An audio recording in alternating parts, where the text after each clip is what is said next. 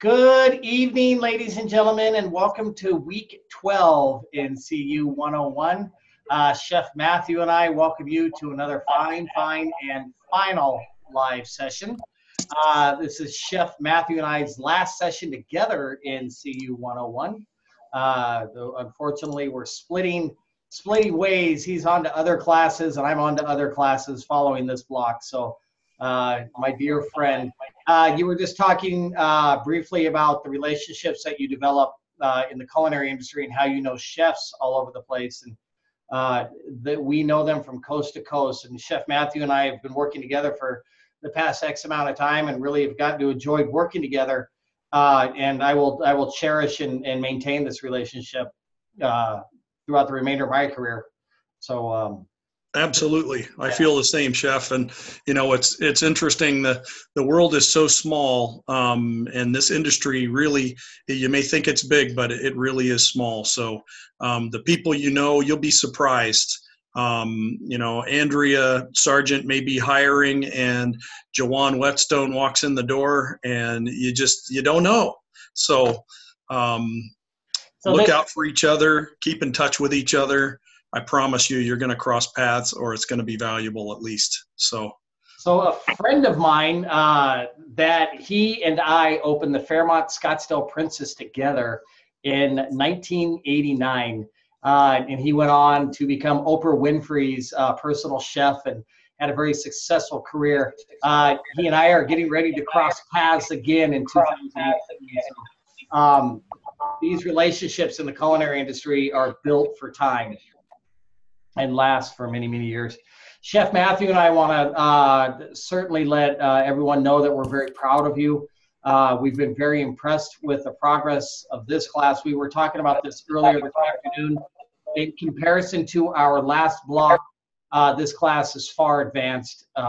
So thank you, everybody, for all of your effort and your hard work. And it really has shown your progress from week 1 to week 12. How does everybody feel? Are there some thumbs up there about progress from week 1 to week 12? Yeah, a couple of. So that's what it's all about when you see things moving forward. Thank you, Juwan. He popped on to give me a thumbs up. I appreciate that. It's really where it's at for us as chef educators to see the progress. So we really, really appreciate that.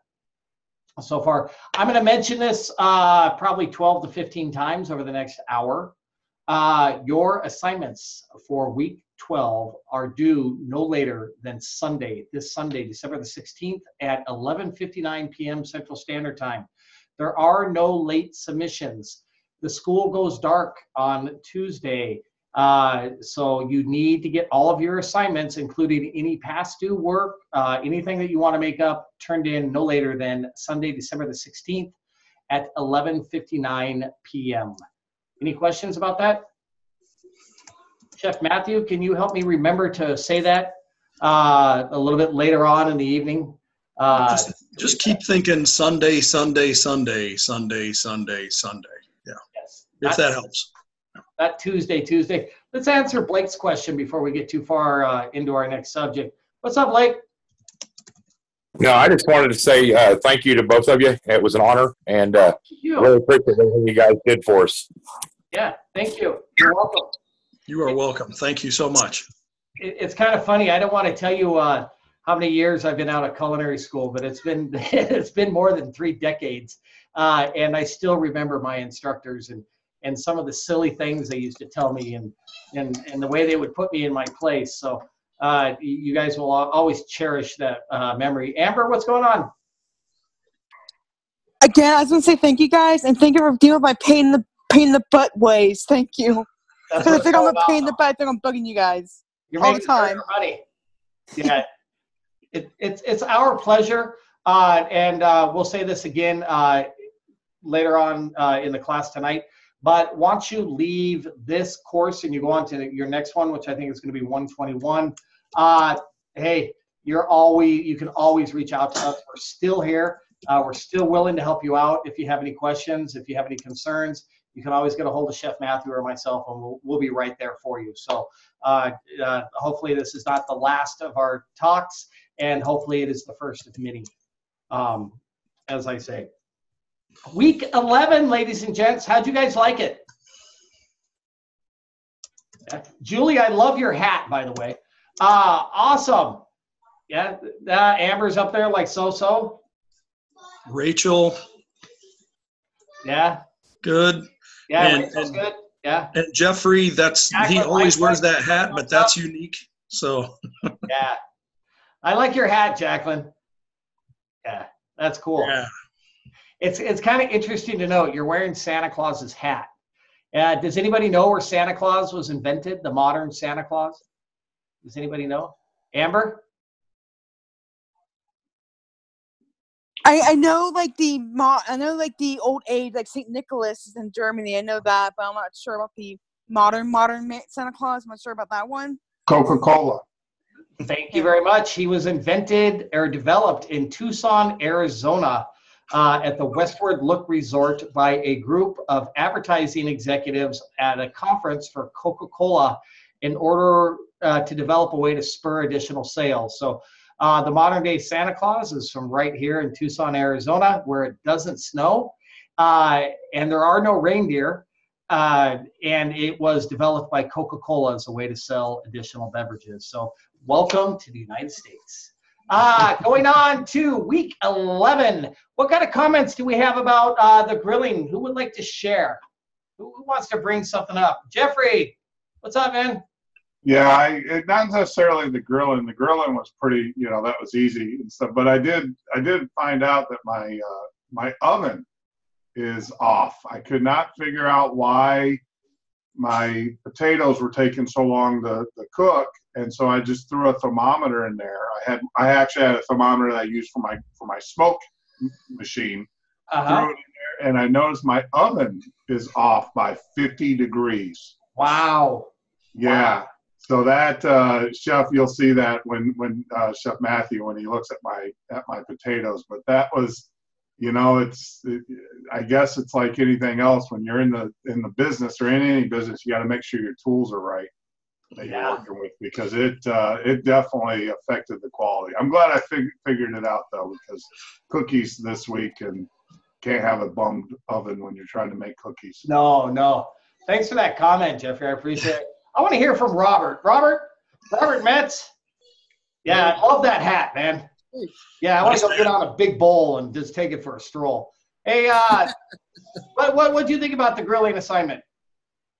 I liked it, except for the asparagus didn't come out. The grill marks did not show up at all on there. Okay, so your grill didn't get quite hot enough then. Yeah. That's a possibility. That's okay. That's not a problem. Thank you, Robert, very much. Jason, what about the Dauphinoise potatoes?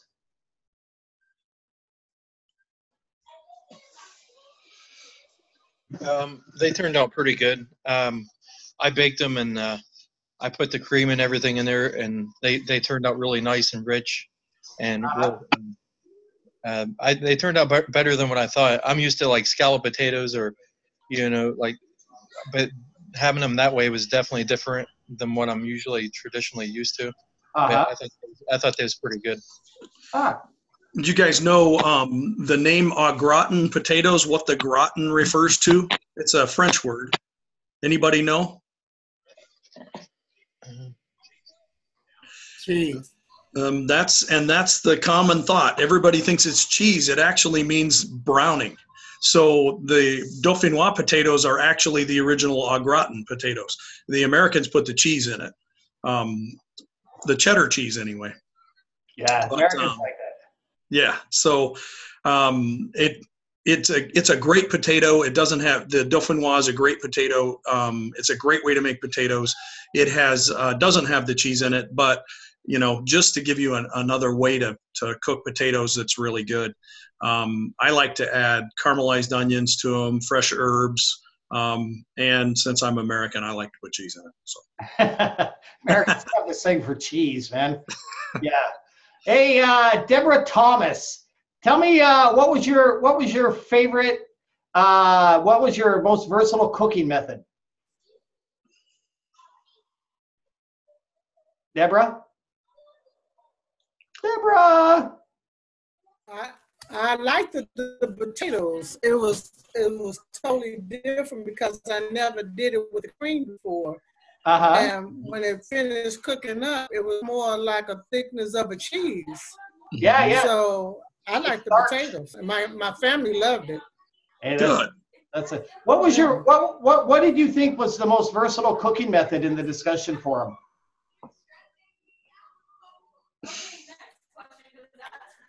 You know what? I would say the asparagus part, because I don't like asparagus, and when I grilled them, they was really delicious.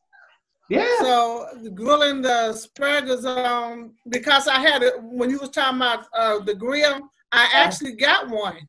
You know, I had it hidden away in my closet. So I did it on top of the stove, and it was actually good. I never did like asparagus. So that was really good. I said I could do one. Well, thank you for your comments. I appreciate it. Thank you. It was something different. I like it. Thank you. Hey, Paula, what's going on? I just thought that what was interesting, I think, you know, as home cooks, you know, we tend to season stuff so much. Mm-hmm. And the dauphinoise potatoes, when you're looking at the recipe, you're like, I need to add, you know, you want to like add stuff, you know, and you just trust that recipe. And it's just like, that was probably the biggest example to me of something that just enhances the natural flavor. Oh, you know, it wasn't overwhelmed with garlic. It wasn't overwhelmed with salt. It was just perfect. And you tasted the potato. So I thought that was a really cool example of that. That is a dish that is commonly served, especially in larger hotels. A lot of fine dining restaurants will do that as well. We talked about this last week. Don't get stuck on just russet potatoes. You can do a layer of russet, layer of sweet potatoes. You can have a lot of fun with that dish as you continue to grow. I want to talk for a moment about the discussion board and some of the what you guys thought were the most versatile cooking techniques. How about Rachel? Rachel, what do you think was the most versatile cooking technique that we've learned so far? Baking. Baking. Why'd you choose baking? Because you can bake your breads, your meats, your fruits, your vegetables. So you're thinking baking, roasting all in one. Yes. Well, baked chicken. Yeah. Okay. Well, cool. That's a good thought. Thank you. What about Jacqueline? Jacqueline, what did you think was the most versatile cooking method? I think I chose poaching, chef. Yeah. Jeffrey, were you writing something about poaching as well? Did you make a comment about poaching, Jeffrey Norton?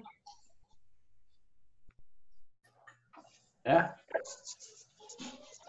I mentioned the poaching. Okay, cool. It's like when you throw in like the sous vide, that was the problem that I had with the poaching. If you would have allowed us to use the sous vide method, that was it for me. I can cook anything in that thing. And Jack, I haven't tried bread though. I noticed a lot of other students chose baking as well. So that was one also, because you can bake just about anything. Yeah. It's pretty interesting. That's a good comment, Jacqueline. And I think it's pretty interesting because here in the United States, we have access to all that kind of stuff, right? We have access to ovens, and we have, Jeffrey's talking about sous vide down there, and we have access to all of these things. Whereas other cultures don't commonly have things like ovens in their kitchens. And so they have a lot of other methods that they prefer, like braising. Julie McIntyre, which one did you choose? Julie? Or Julie Montgomery? Montgomery, okay. Can you hear me? Yeah.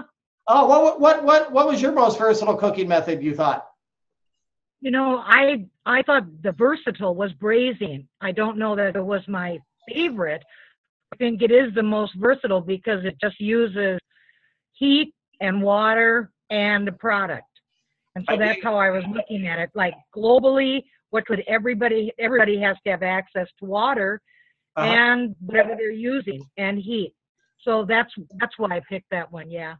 That's kind of interesting that you say that, because a lot of cultures have access to only low quality or low, I don't want to say low quality, but cuts that we don't consider to be prime, cuts such as chuck and hindquarters and that type of thing. And oftentimes they have to resort to cooking methods like braising to break down those fibers and everything else to make them palatable. So that's a great comment.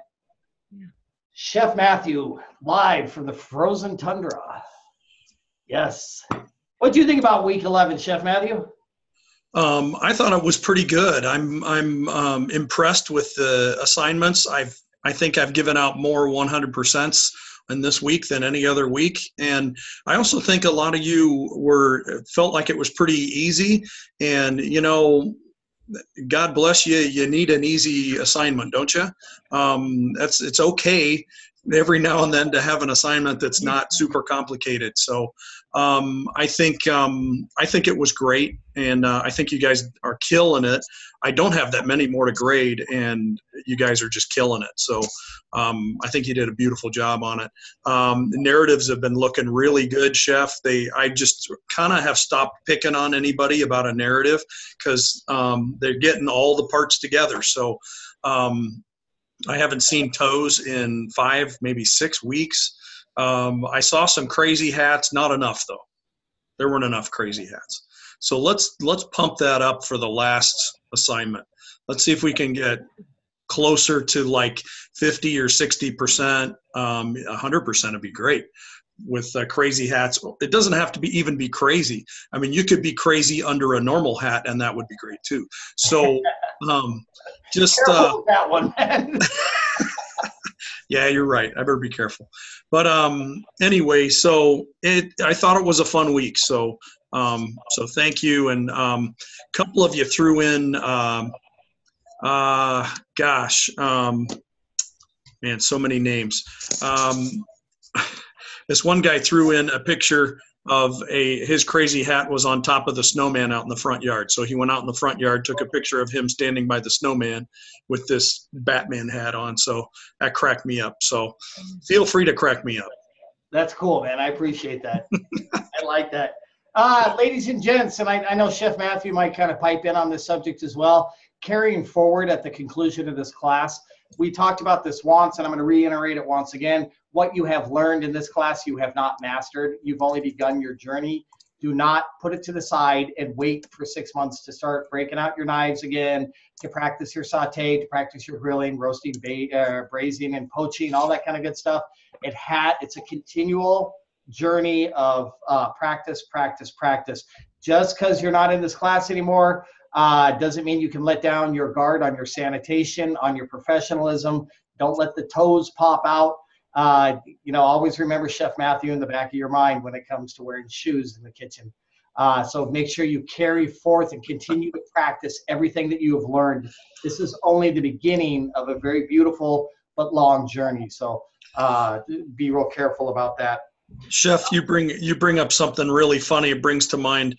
I have something like a little ghost in my head from every chef that I've worked from or worked with, and you're going to have. I guess I'll be the ghost in your mind that says, "I see your toes." So just remember that. I mean, I have chefs that say, use a spoon. Chefs that say, I'll think to myself, what would Chef Doug have done about this situation? And I'll hear Chef Doug, So allow those ghosts to take over your mind, because it'll help you sometime. Have you got any help for that? Have you got help for that? Are the pills helping? Yeah. It's spelled W-I-N-E. Yes, absolutely. That's absolutely true. The relationships that you develop as time goes along, there are those people that once they get in your head, they don't leave. Yeah, it's like the Hotel California. They check in and they stay there. Ladies and gents, I think I mentioned this once, but make sure your assignments are turned in no later than Sunday, December the 16th by 11:59 p.m. this week. It is critical because we want to make sure that we get your grades and you achieve a high score in this class. So please make sure that you do that. We are here to assist you along the way should you need it. This week on our class page at the very top, we have the end of the course survey. We appreciate all the good, honest feedback that we can get so we can continue to improve this program and make it better over time. So please make sure you take a little bit of time to take that. Moving on to week 12. Isn't that exciting to say? Doesn't that feel good to be in week 12 of a 12-week course? Well. Yeah.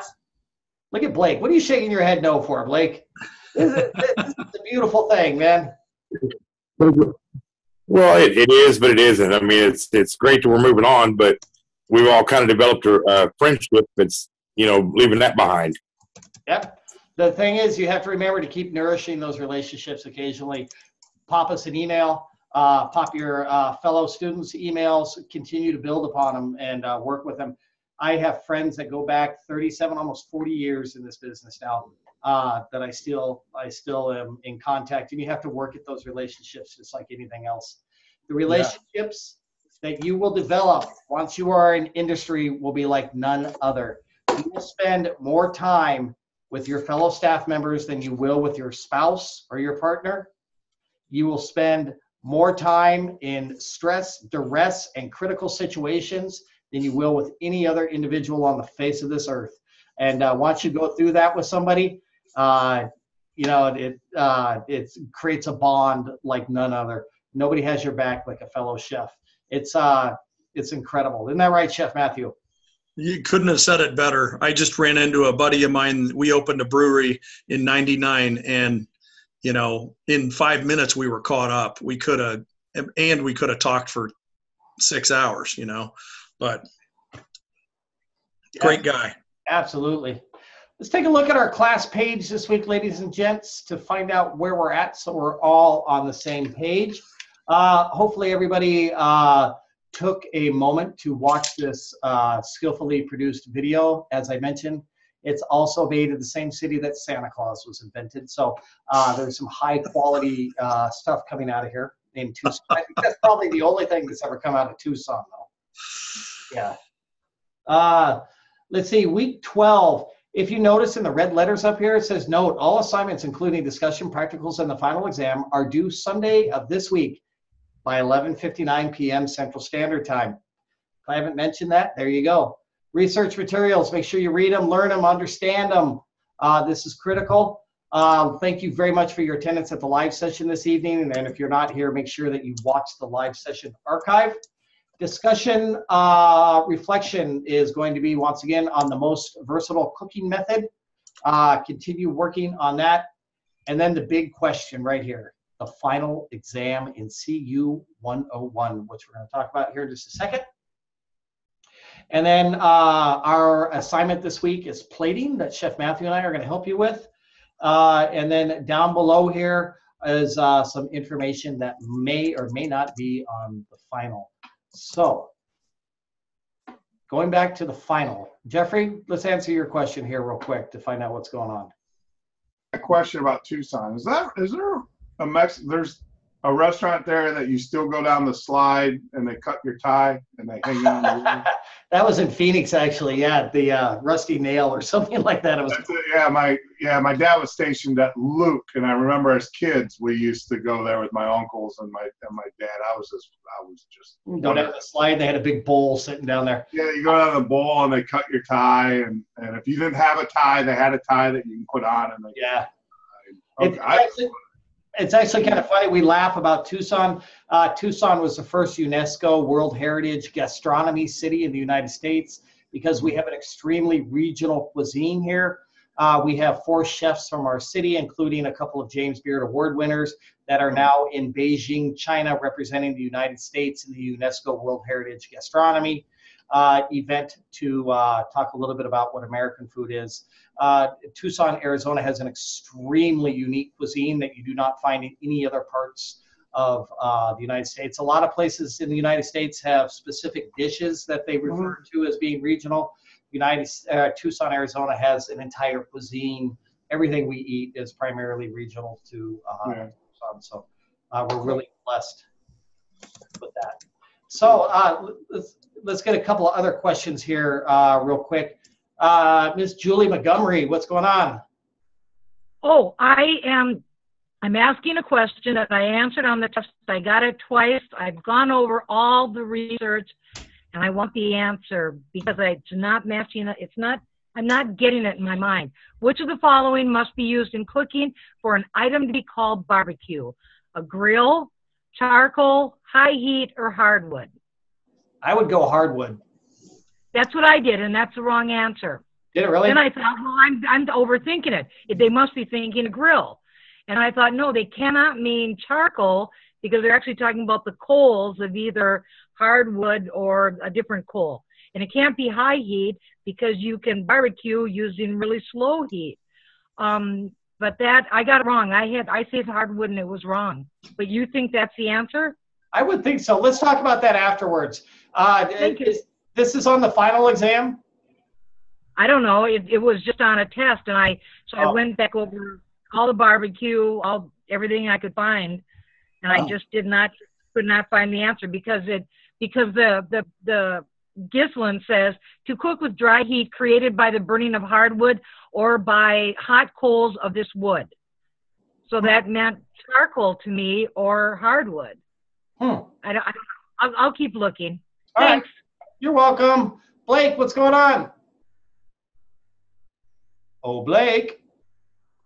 I was going to ask on the, do we have to do all those reading things in 12 too, right?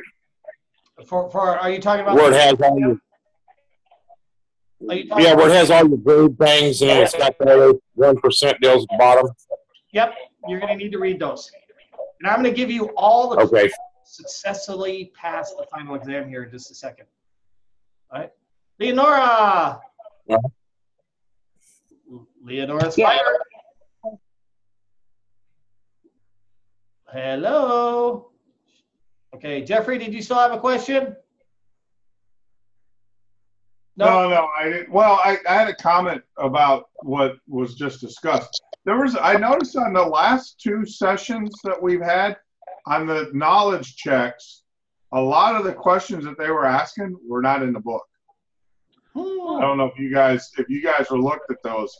And look, I mean, I have the hard book and I also have the soft book. And I see some people shaking their heads, but some of the questions in the last two sessions, the grilling and the one before that, a lot of the questions they asked were not in the book. Can you put that in your end of the course survey, please? I did. It was there, but they did not. Yeah, they didn't go with them. Okay, good. Okay, thank you for sharing that. Leonora. Yes. Hi. So my question is about the cooking assignment this week. In our discussion question last week, it was about the most versatile cooking method.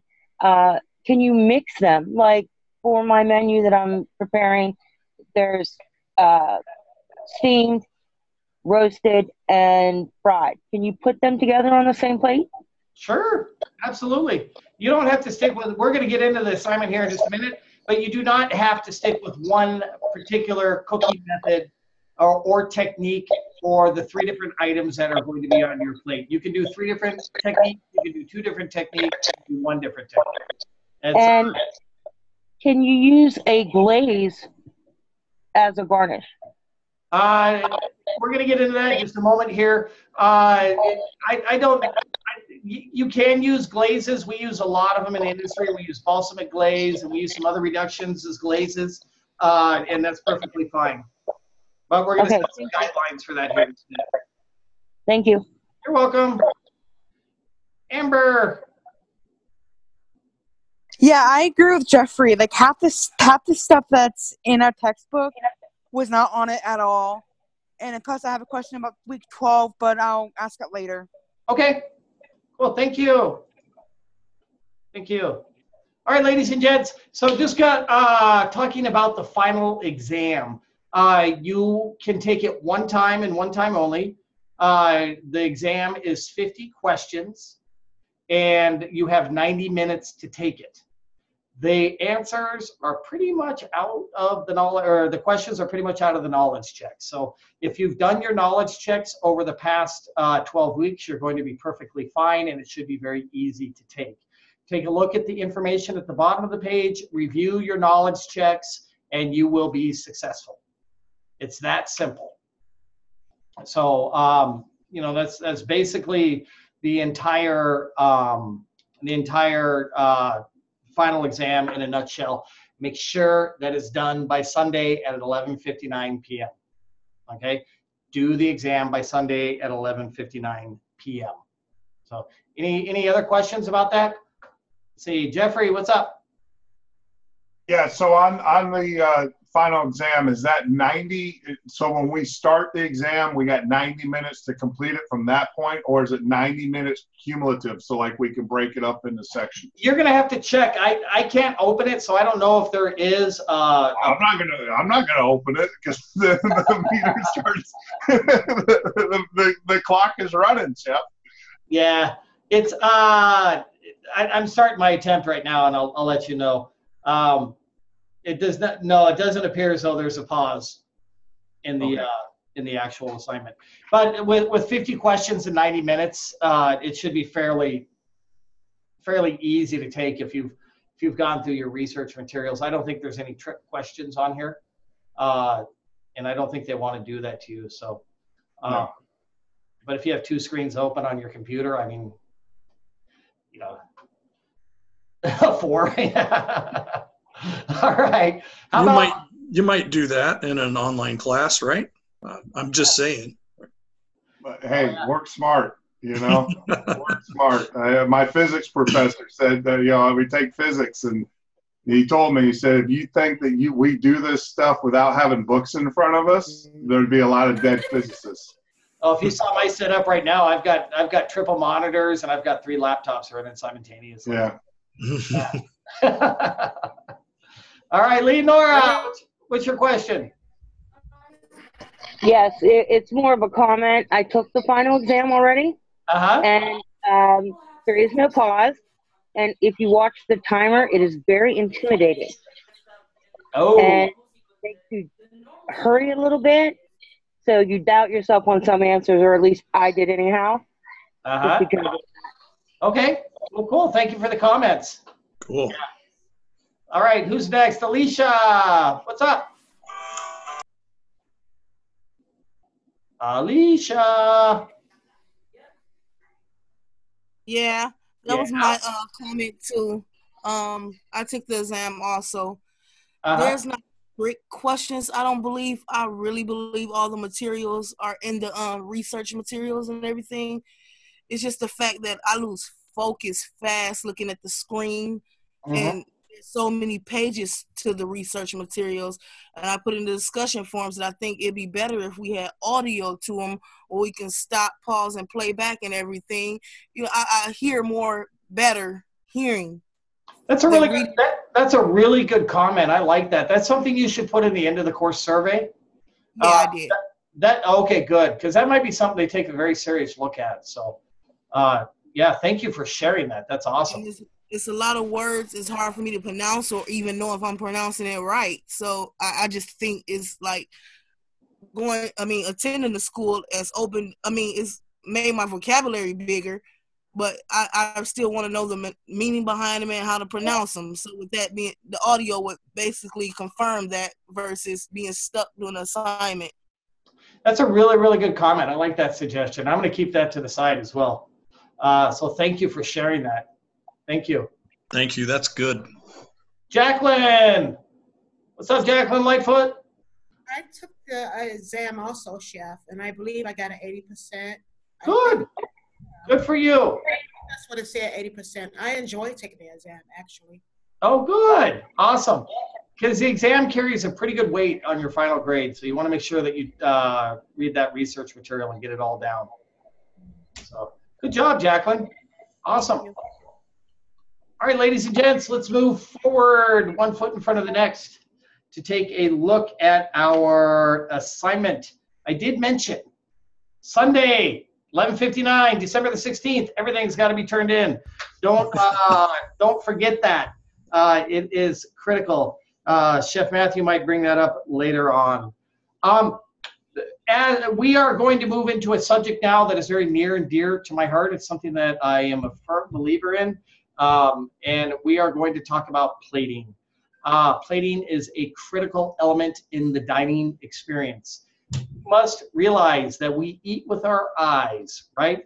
Your eyes can tell you a lot about a dish of food, right? For example, your eyes can tell you how much that plate should cost, right? If it's 2 biscuits and gravy on a plate, you're probably thinking a little bit inexpensive. If you see a grilled filet mignon with a gorgonzola crust and sweet potato frites and microgreen garnish and a reduction of, cassis, you're going to think it's expensive. So in the restaurant industry, we utilize plates and garnishes and plating techniques. Not really, it's really important for the quality of the food, but it also helps dictate the pricing of the food. If I take 2 eggs, potatoes, and bacon, and I put it on a plate, and I give it to you for $3.99, you're going to be happy, aren't you? Okay. However, if I take 2 plates and I dust a section of that plate with imported smoked paprika, and I take a fresh rosemary sprig and I grill pineapple, orange wedge, and put a fresh berry on the bottom of it, and I cook that bacon under a flat thing so it remains flat, and then I put fresh herbs into the home fries, and I hand you that plate and I charge you $12.99, you're going to be happy, right? But all I've done is I've taken that $3.99 plate and I put 50 cents more on it, but I raised the price by $8. Does everybody understand that concept? It's kind of sneaky, it's kind of tricky, but people are willing to pay for aesthetically pleasing food much more money. Before that plate arrives at your table, right? Once you see it in the server's hand as it is set down in front of you, you've already made up your mind about how that food tastes, don't you? And then we eat with our eyes first, then we go to our nose, and then we go to our palate, right?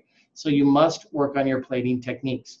Regardless of whether you're charging the $3.99 or whether you're charging the $12.99, it is critical that you pay close attention to your plating techniques that we're going to get into here in just a few moments.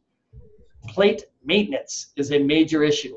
If I have a cook that puts those home fries onto the plate and he dribbles grease across the plate and he puts his thumb onto the rim of the plate, right? And then the eggs are oily. What is your perception of the kitchen? What do you guys think the kitchen looks like? What do you think the cook looks like? What do you think's dripping out of his nose as he's making your food, right? It's a gross reality. However, if I serve you a perfectly presented plate of food with a sparkling rim and exactly laid out garnishes, what is your perception of the kitchen? What do you think the chef looks like? A nice, sharp, professional chef like Chef Matthew in the back? And that's probably what you've got going on, right? So it plays a huge part in the dining experience. Chef Matthew, how am I doing with that? Yeah, right on. I mean, just like Chef said, we eat with our eyes first. I mean, I've been to fine dining restaurants. I've been to, Denny's, and the same rules apply in that regard. I mean, if you put out a sloppy plate, it looks like a sloppy plate. And that tells you what the kitchen looks like. That tells you what the chef looks like. That tells you somebody doesn't care what the plate looks like. It got past the cook. It got past the chef. It got past the server. Nobody cares if it looks sloppy. So why should you care? Go somewhere else. Exactly. That's perfect. And you need to remember as you begin this journey, I mean, you guys have your basic techniques down, and a lot of you are doing an awesome job with those techniques. I mean, Paula's steak, I saw that she sent the other day, that could have been a $10 steak, or if I would have jazzed it with a little bit of garnish, it could have been a $30 steak. That's how good it looked, right? So you have to make sure that your plate presentations match your concept. It is extremely important. I know Jeffrey had talked about barbecue a couple of times, and You know, when you think about barbecue, you're not looking for that incredible blow your mind type garnish, and it wouldn't look right. You know, it looks right on a waxed lined sheet. It looks right with a roll of paper towels on the table. It looks right with side dishes of corn, right? And that ties it all together, right? But if I was to put that that beef Wellington into a wax lined basket, it would not make sense. And so you have to make sure that your conceptual idea jives with your plate presentations. Plate presentations can be very labor intensive, so you need to be very conscientious of that.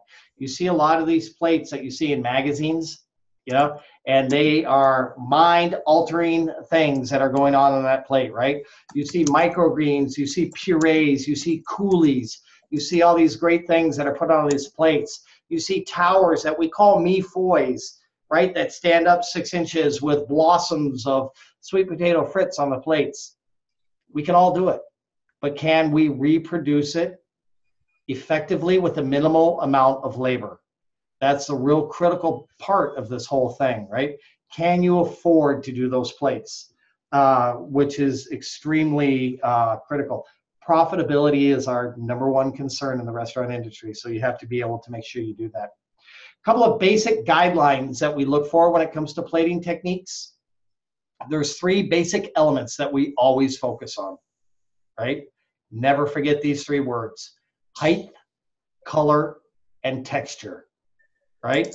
Height, color, and texture are the 3 things that you must focus on. If I serve you a flat plate of food with monotone colors, it's going to look like, but if I serve you something with height, color, and texture, it's going to be mind-blowing, right? Always remember that. Avoid working, especially with this week's assignment, with symmetrical shapes. And I know a lot of you are going to do this. When you first get into the industry, you have a tendency to over-garnish and kill it, right? You have to be very, very conservative and disciplined with yourself in order to achieve good garnishes, right? So don't work symmetrically. Don't put perfect squares on your plate. Don't try to create perfect circles. Chef Matthew, what were you going to say? You're dead on, Chef, and that is a pet peeve of mine. If you take, and you could all do this, if you take 4 pennies or 4 coins or whatever, put them on the table and arrange them in a perfect square, you'll find yourself pushing them around and pushing them around and pushing them around until your mind sees a perfect square. It's a kind of a truth in art kind of thing. The human eye will, if you draw a circle, the human eye will look at that circle and tell you it's not perfect. So these are shapes you can't do on a plate for 500 people when you're in the middle of a rush. You got to line up a buffet or a banquet lineup, and you're plating up food. You can't do it like that. So work with asymmetrical shapes and work with odd numbers. Use 3. Now take 3 pennies and put them on the table and try and make a triangle. It's going to be really easy. You'll get my point when you do that if you don't already get it. So, but you did say it, Chef, and that's right on. Yeah, so avoid symmetrical. I was just mentioning that's a great comment, Chef Matthew, by the way. And then I also mentioned be minimalistic with your garnishes. A lot of young culinarians like to go out there and sprinkle herbs all over your plate. Food or garnish on the rim of the plate is a sacrilegious maneuver. You should never, ever do that, because the only thing that's going to happen, it's going to get all over your tables in your restaurants. Your restaurants are going to look sloppy. If your customer ever puts something, their finger on the side of the plate, which they do all the time, they're going to have garnish all over their thumb, and they're going to be like, you know, don't do it. Do not disguise your food. If you have to disguise your food with heavy garnishes, you have issues with your food. Your food should look natural and beautiful, and you should be proud to present it, right? So be very, very careful about that.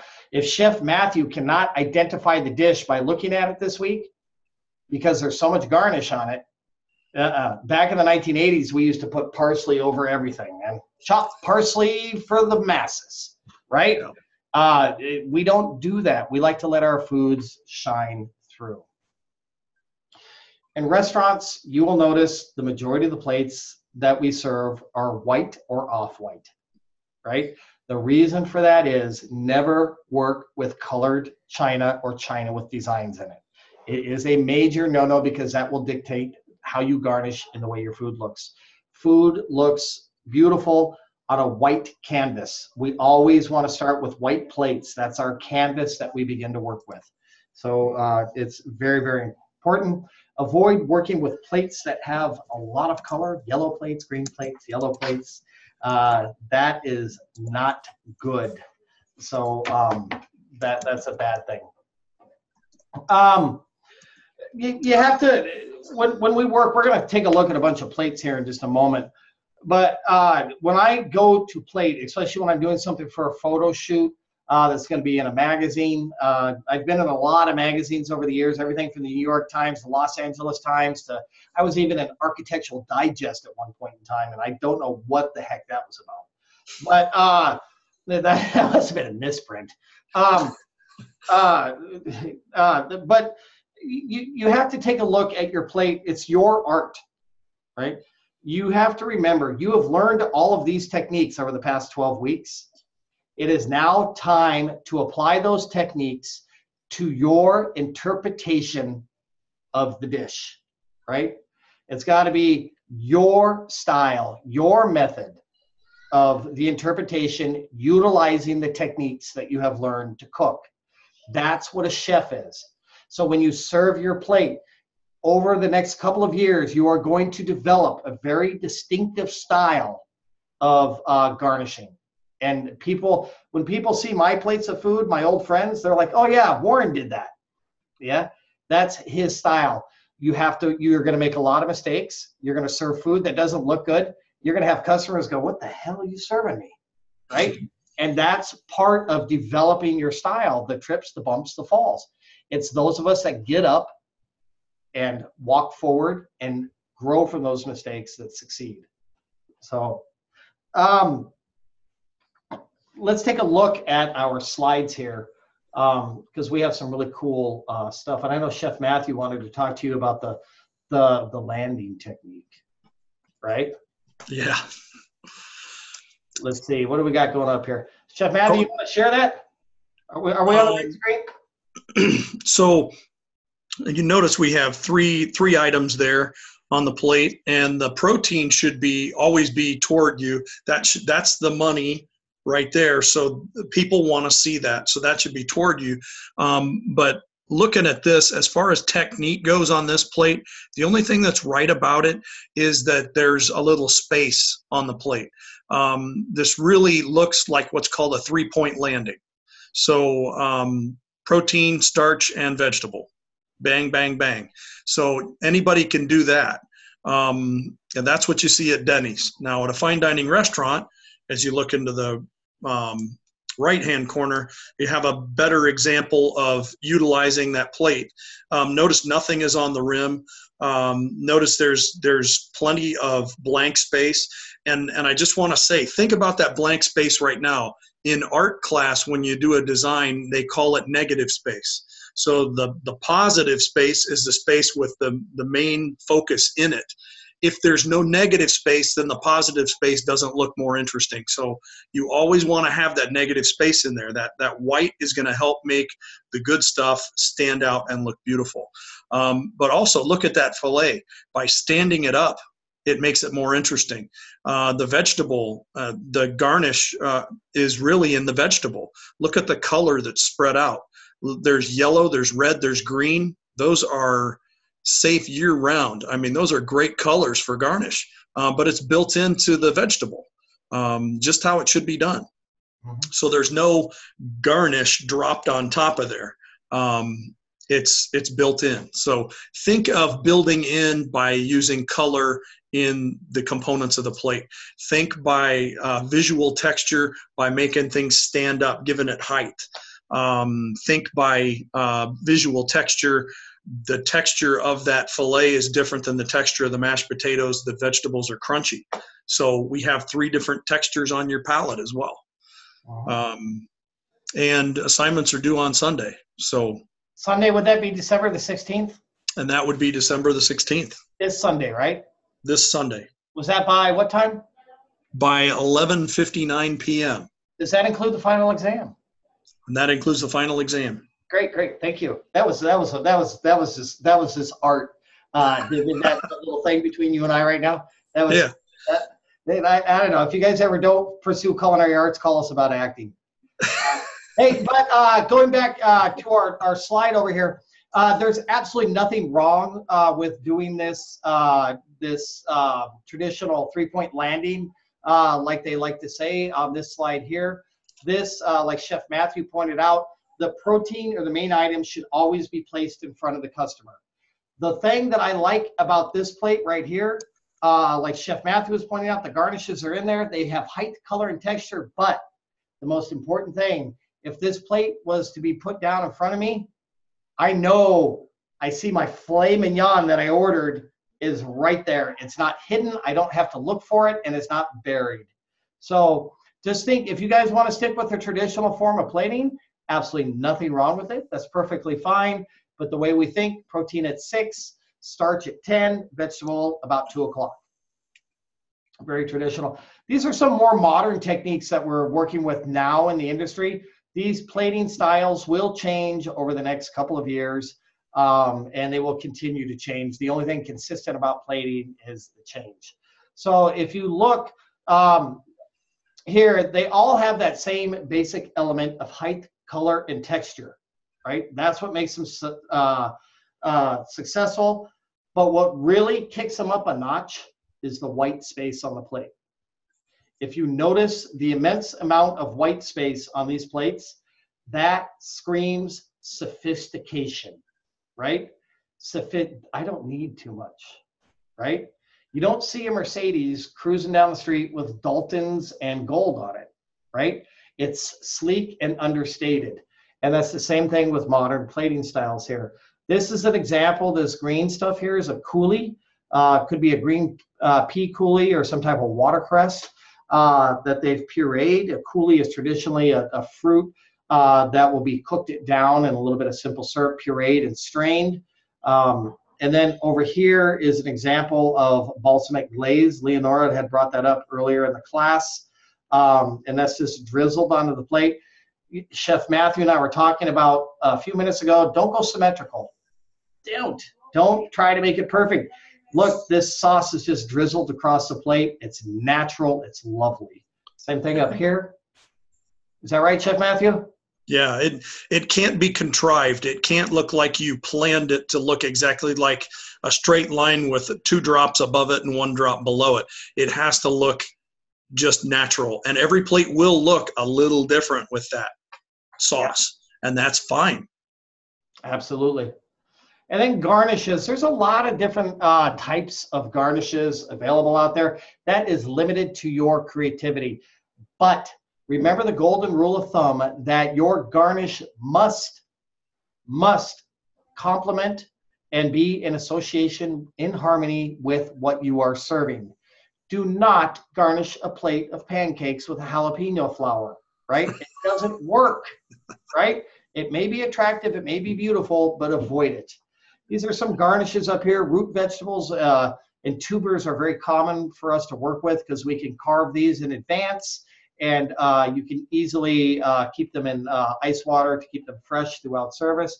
This is a gyro down here that I absolutely love this picture because everything about this plate, everything about this picture is just completely natural, right?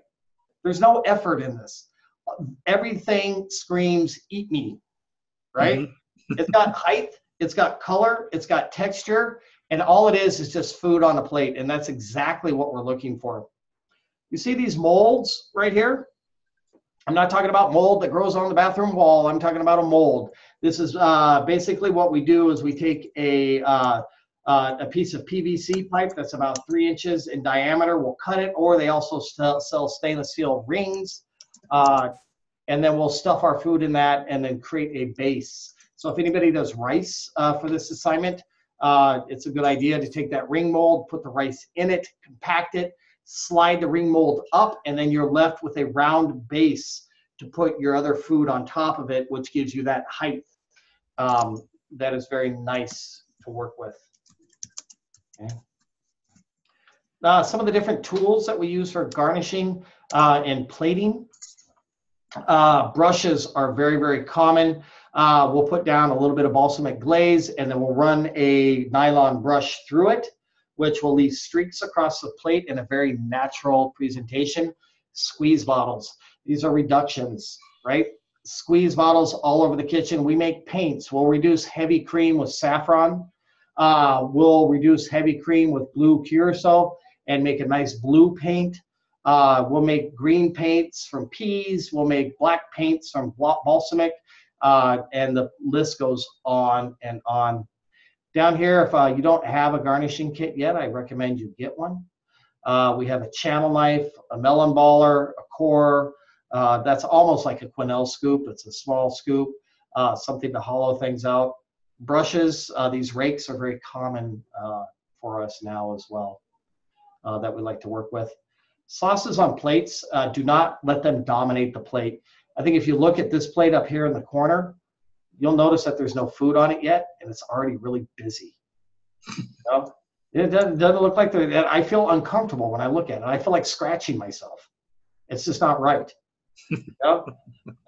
This is kind of a cool effect, and we do this quite a bit in the industry. This is creme anglaise on the bottom, and it looks like they've taken a peach coulis, drawn lines, and then they just run a toothpick through it, which creates that weave effect. Same thing here. It looks like some chocolate ganache with some creme anglaise. And then this is another beautiful plate down here in the corner. So those are some ideas when it comes to plating. Work on it, be conservative, practice. I love the idea of doing the ring molds, especially for photo shoots, because you get that height, color, and texture, which is vitally important to what's going on. So, you know, you guys have something I never had in culinary school, and that's the Google machine. So I highly suggest you use it. I mean, just Google cool plate up techniques. Google filet mignon and look at images. I mean, I can create a whole menu in 10 minutes just by looking at pictures on Google. So, I mean, and you should be able to also, I mean, really just, if you don't recognize it, it's orange, it's either carrot or sweet potato, and either one of them would be good. So let's say sweet potato.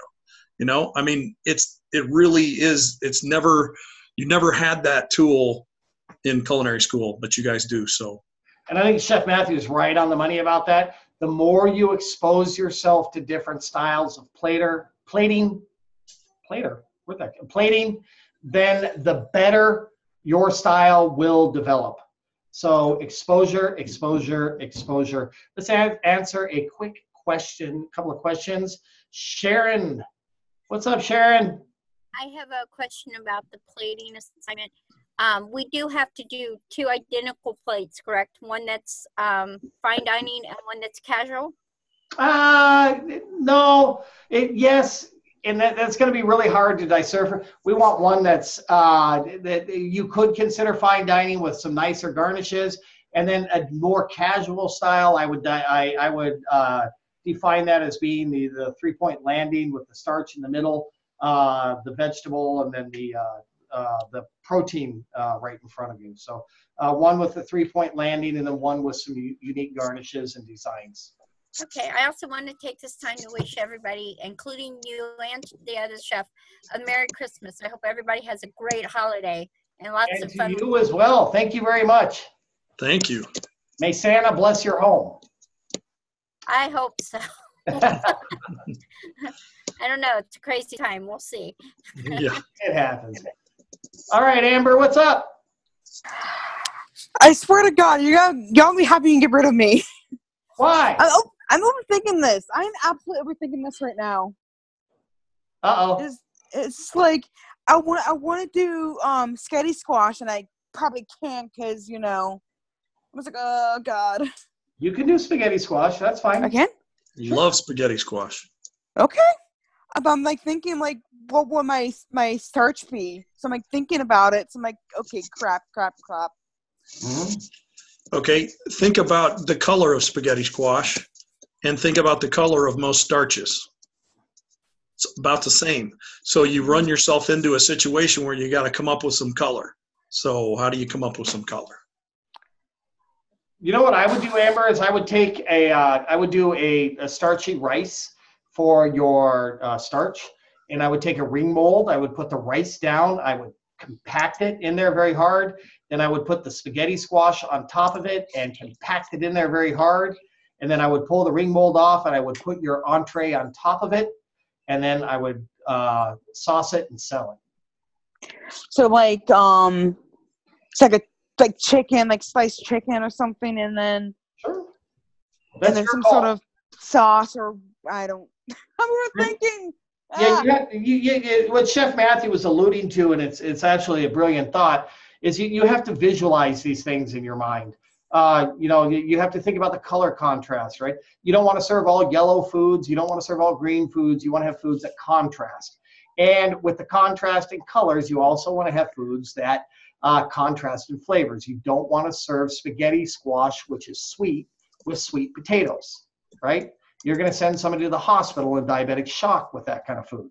So you need to think these things through to completely comprehend what you're talking about. Does that answer your question there?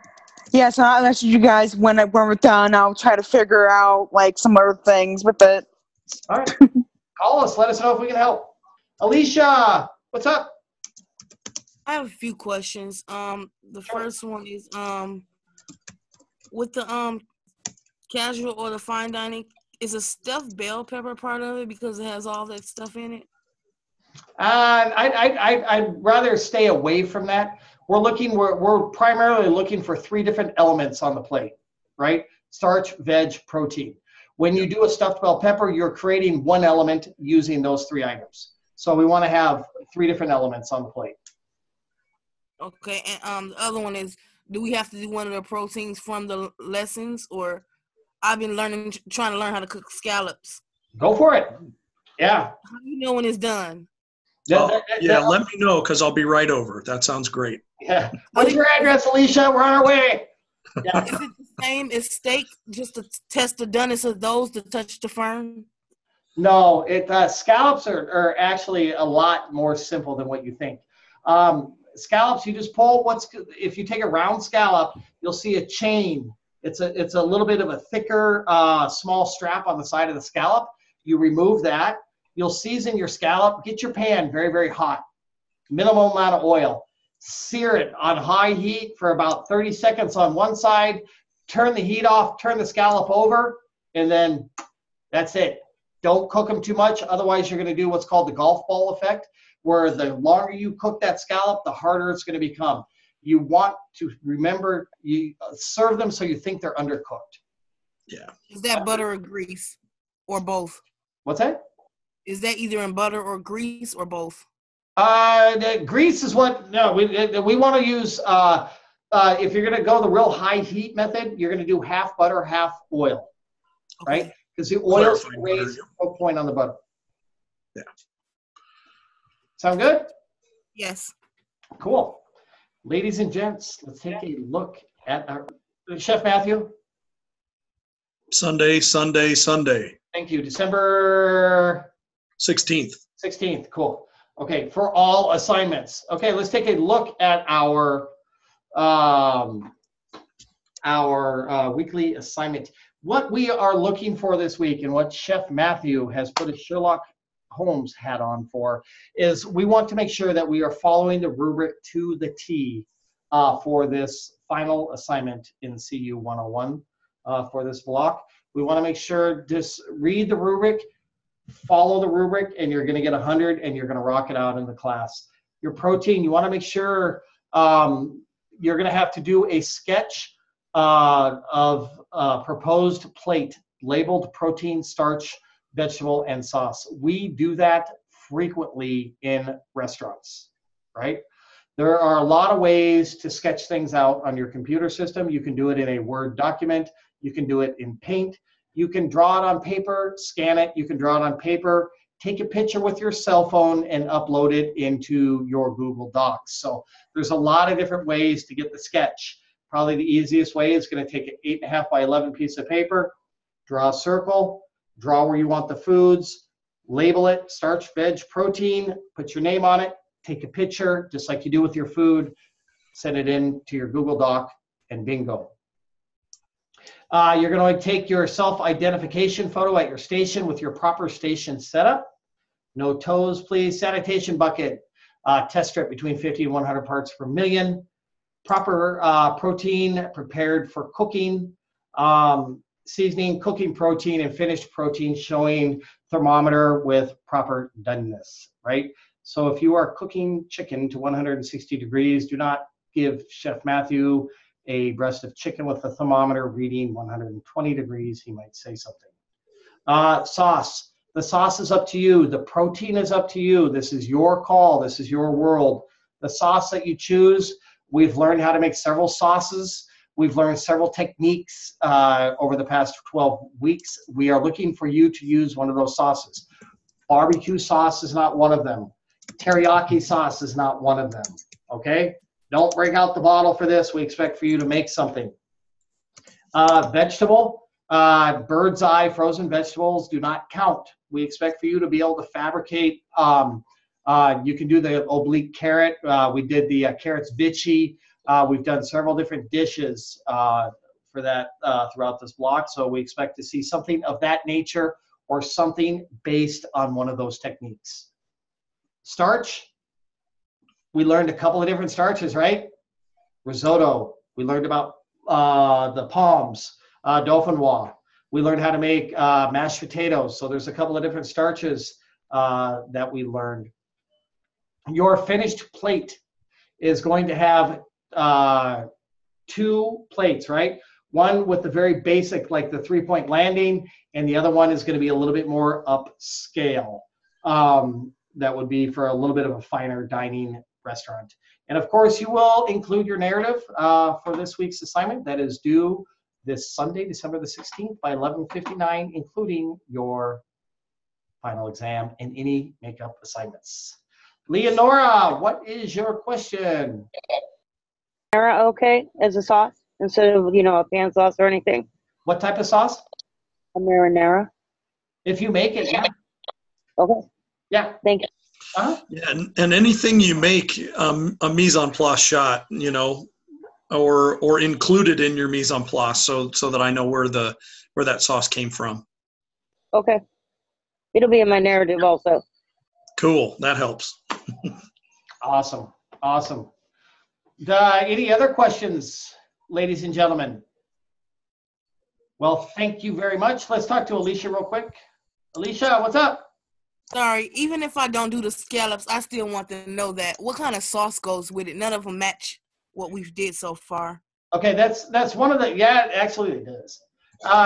You want to think about the flavor of scallop in your mouth, right? And it's going to be a richer, almost a fattier flavor with scallops.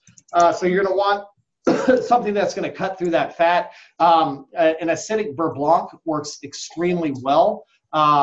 We talked about butter sauces in this course.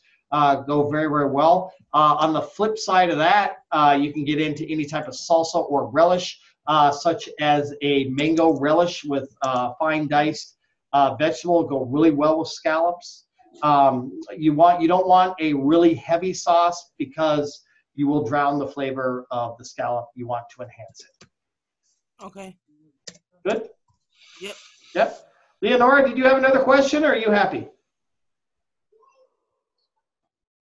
No, sir, I'm good. You're good? Okay.